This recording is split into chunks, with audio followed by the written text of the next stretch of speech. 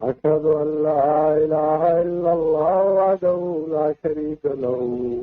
وأشهد أن محمدا عبده ورسوله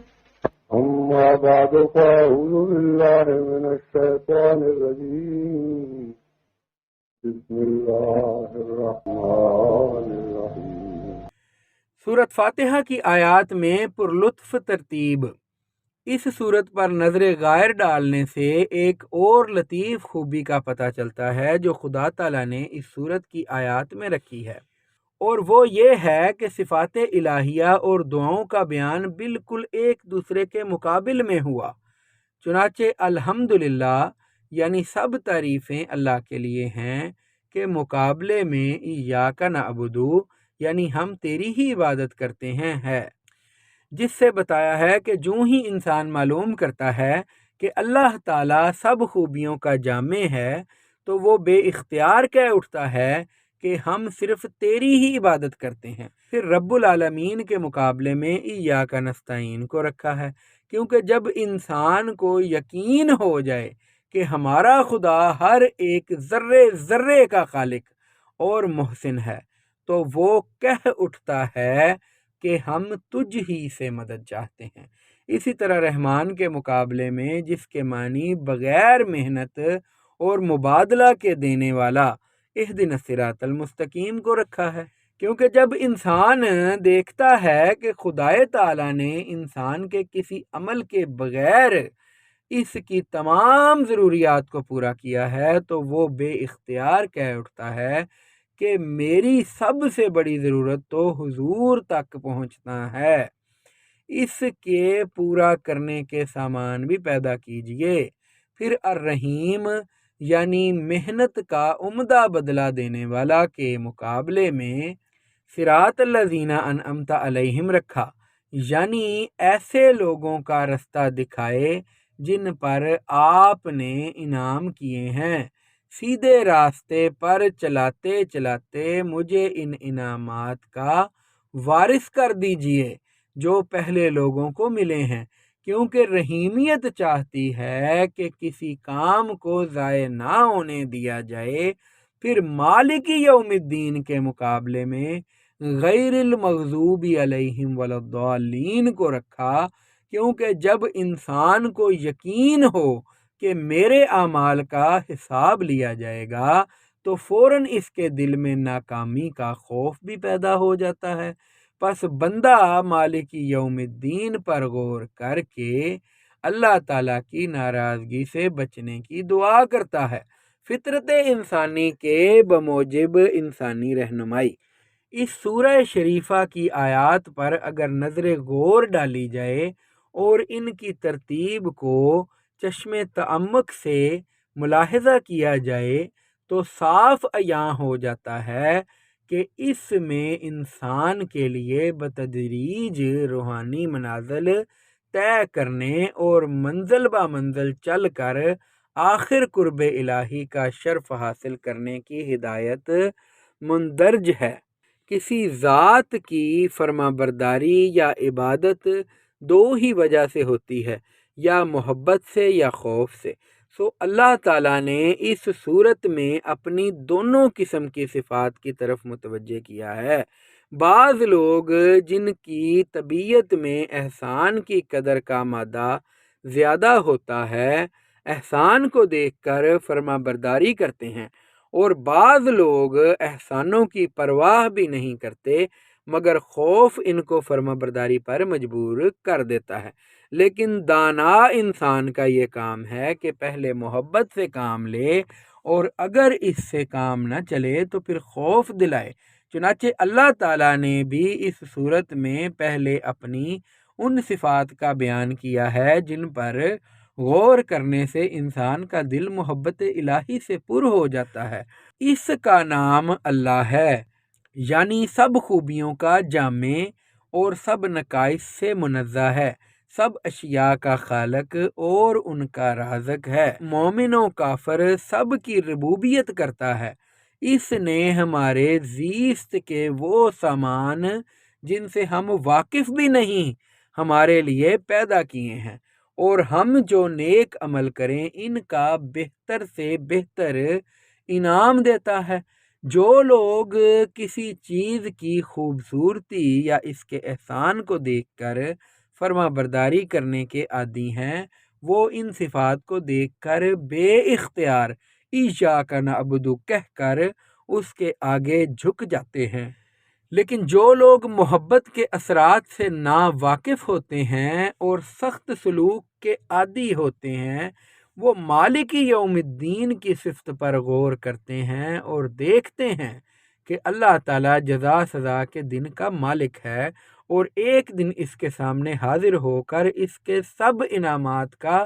حساب دینا ہوگا۔ وہ خوف کی وجہ سے بے اختیار ہو کر اس کے آگے گردن جھکا دیتے ہیں اور ایاک نعبد کہہ اٹھتے ہیں۔ غرض کوئی انسان ہو، خواہ محبت سے متاثر ہونے والا ہو، خواہ خوف سے ماننے والا ہو، سورۃ فاتحہ کی ان ابتدائی آیات کو پڑھ کر بے اختیار ایاک نعبد کہہ اٹھتے ہیں۔ لیکن ساتھ ہی جب وہ ایک طرف تو اپنی کمزوری کو دیکھتا ہے اور دوسری طرف اس شہ خوباں کے حسن و احسان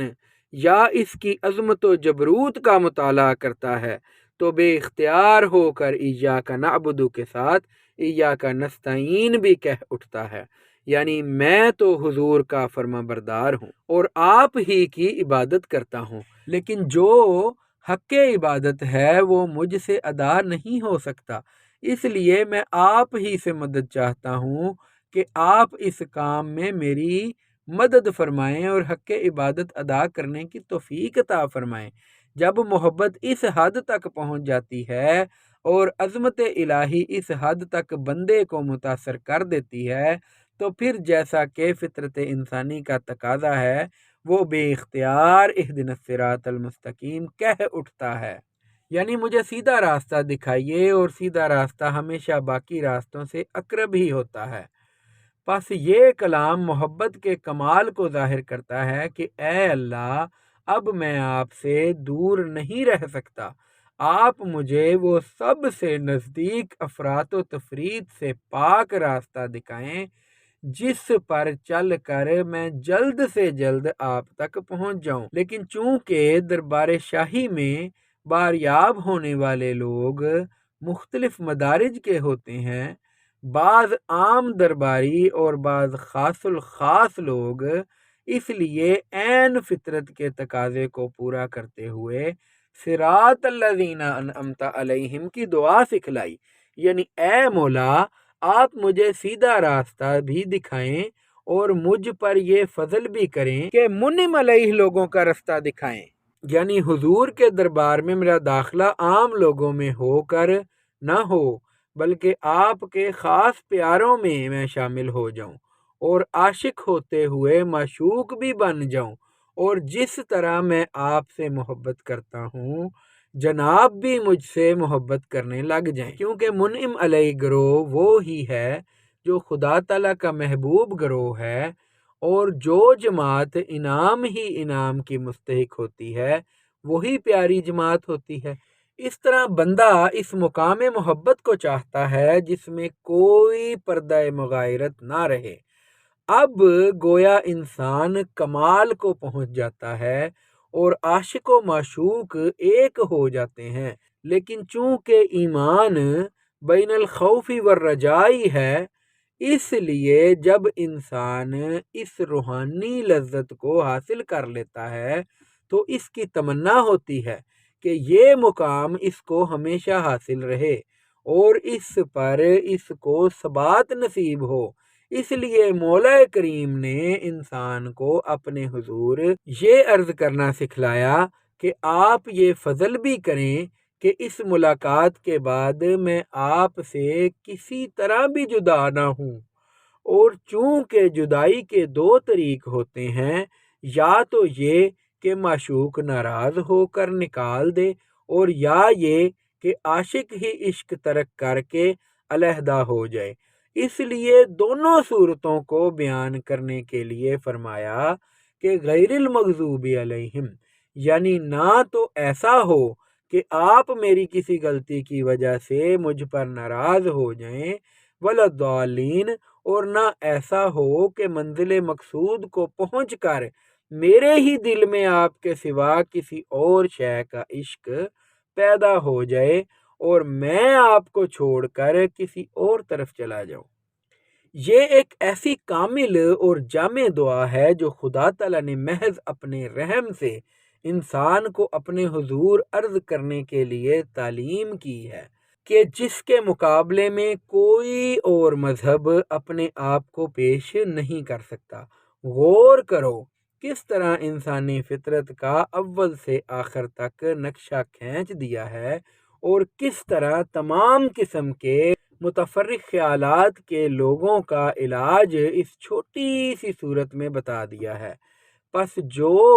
سمجھنے والے ہیں سمجھیں، اور جو سوچنے والے ہیں سوچیں کہ دنیا کا نجات دہندہ مذہب سوائے اسلام کے اور روحانی بیماریوں کا علاج سوائے قرآن کے کوئی نہیں۔ آمین۔ صحیح حدیث میں آتا ہے کہ حضرت صلی اللہ علیہ وسلم نماز میں جب سورۃ فاتحہ کو غیر المغضوب علیہم ولضالین پر ختم کرتے تو آمین کہتے، جس کے معنی اللہم استجب لنا کے ہیں، یعنی اے اللہ ہماری یہ عرض قبول فرما۔ اور باتباع ارشاد نبوی صحابہ رضی اللہ عنہم کا یہی عمل ثابت ہے۔ حضرت مرزا بشیر الدین محمود احمد خلیفۃ المسیح الثانی رضی اللہ تعالیٰ عنہ المصلح الموعود کوئی عام خادم قرآن نہ تھے۔